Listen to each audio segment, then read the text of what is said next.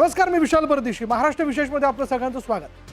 मंडळी, मतदार म्हणून मी एक सरकार निवडून दिलेलं आहे आणि हे सरकार माझ्याकरता काम करतंय का, आणि काम करत असेल तर कोणते निर्णय घेतले जात आहेत, कोणकोणती विकास कामं शेवटच्या माणसापर्यंत पोहोचवण्याचा प्रयत्न आहे, या सगळ्या वेगवेगळ्या घडामोडी आपण महाराष्ट्र विशेषमध्ये जाणून घेणार आहोत. चला सुरुवात करू. महाराष्ट्र विशेषमध्ये पहिली घडामोड आपण बघणार आहोत. गेल्या अनेक दिवसांपासून ज्या भरतीची तरुण वाट पाहत होते त्या 15,000 पोलीस पदभरतीला मंजुरी देण्यात आली. मुख्यमंत्री देवेंद्र फडणवीस यांच्या उपस्थितीत राज्य मंत्रिमंडळाच्या बैठकीत मंजुरी देण्यात आली. राज्याच्या पोलीस दलात 2024 दरम्यान रिक्त असलेली आणि 2025 मध्ये रिक्त होणाऱ्या पदांचा आढावा घेऊन ही भरती करण्यात येणार आहे.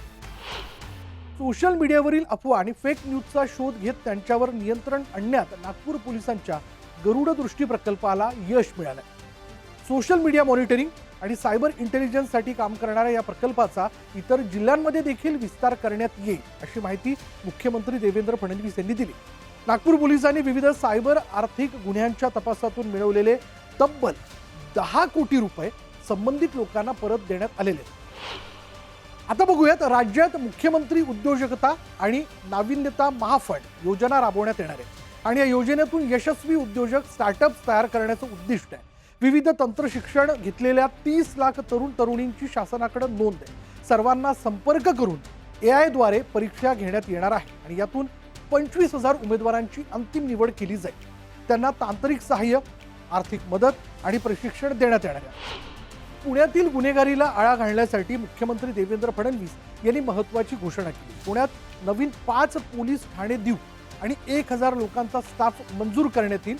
पुण्याला 2 पोलीस उपायुक्त यांची मागणी मान्य करणार आहोत, अशी घोषणा त्यांनी केली आहे. यानंतरची बातमी अशी आहे की सर्व शासकीय शाळांमध्ये पायाभूत सुविधा उपलब्ध करून देण्याचे आदेश मुख्यमंत्री देवेंद्र फडणवीस यांनी दिले. संबंधित जिल्ह्याचे पालकमंत्री आणि जिल्हाधिकारी यांनी प्राधान्याने अंमलबजावणीवर भर द्यावा, असंही त्यांनी म्हटलंय. पुढली बातमी अशी आहे की महाराष्ट्रात दिशा अभियान यशस्वीपणे राबवण्यात आले. बौद्धिक अक्षमता असलेल्या विद्यार्थ्यांसाठी एक समान आणि गुणवत्तापूर्ण शिक्षणाची दिशा दाखवणारे हे अभियान आहे. मुख्यमंत्री देवेंद्र फडणवीस यांच्या संकल्पनेतून हे अभियान साकारण्यात आलं. या अभियानानं बौद्धिक अक्षमता असलेल्या विद्यार्थ्यांच्या शिक्षणात अभूतपूर्व बदल घडून आणला. आणि आता पुणेकरांसाठी एक महत्त्वाची बातमी. पुणे शहरातील वाहतूक कोंडी सोडवण्याकरता उपाययोजना करण्याचे निर्देश मुख्यमंत्री देवेंद्र फडणवीस यांनी दिले. पुणे आणि पिंपरी चिंचवडसाठी grade separators, tunnels, ring road यासाठी संबंधित विभागांनी संयुक्त आराखडा करावा. तसंच पुढील 30 वर्षांचा विचार करून वाहतूक कोंडीसाठी उपाययोजना करण्याचे निर्देश देण्यात आले. महानगरांमध्ये वाहनांची वेगमर्यादा 30 किलोमीटरपर्यंत जाईल, याप्रमाणे नियोजन करण्याच्या सूचनाही मुख्यमंत्र्यांनी दिल्या. पुढे पाहूयात, मराठी चित्रपटांना जास्तीत जास्त चित्रपटगृह उपलब्ध करून देण्यासाठी राज्य सरकारनं पुढाकार घेतला. महाराष्ट्रातील थिएटरच्या समस्यांचा अभ्यास करण्यासाठी संबंधित विभागांची संयुक्त समिती गठीत करण्याचे आदेश सांस्कृतिक कार्यमंत्री ॲडव्होकेट आशिष शेलार यांनी दिले. पुढली महत्त्वाची घडामोड अशी की बीड जिल्ह्यात एकाच दिवशी 30 लाखांपेक्षा अधिक रोपांची लागवड करत विक्रम रचण्यात आला आणि याबद्दल राज्याचे उपमुख्यमंत्री आणि बीडचे पालकमंत्री अजित पवार यांनी हरित बीड अभियानाचं कौतुक केलं. रोपांचं संवर्धन, संगोपनाची जबाबदारी सर्वांची आहे. जिल्हा प्रशासनानं वर्षभरात 1 कोटी रोपांची लागवड करण्याचा संकल्प केला.